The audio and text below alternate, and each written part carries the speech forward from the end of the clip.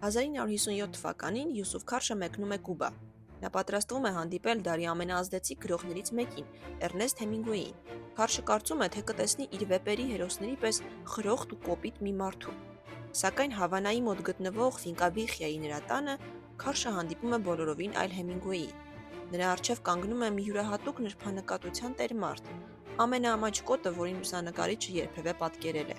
Քարշն այնքան լուրջ էր պատրաստվել հանդիպմանը, որ նախորդ երեկոն անցկացրել էր գրողի սիրելի բարում՝ Լա Ֆլորիդիտայում, համտեսելով նրա պաշտելի դայկիրին։ Բայց երբեմն կարելի է չափից շատ պատրաստված լինել։ Երբ հաջորդ առավոտյան ժամը 9-ին Հեմինգուեյը խոհանոցից ձայն է տալիս. «Ինչ եք խմելու», Քարշի պատասխանը կատարյալ է թվում. «Դայկիրի, պարոն»։ «Աստված իմ, Քարշ», առարկում է Հեմինգուեյը, «օրվա այս ժամի՞ն»։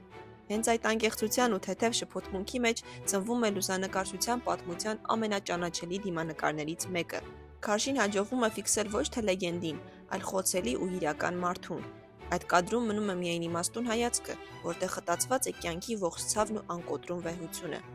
Երբ գրողը տեսնում է պատկերը, խոստովանում է.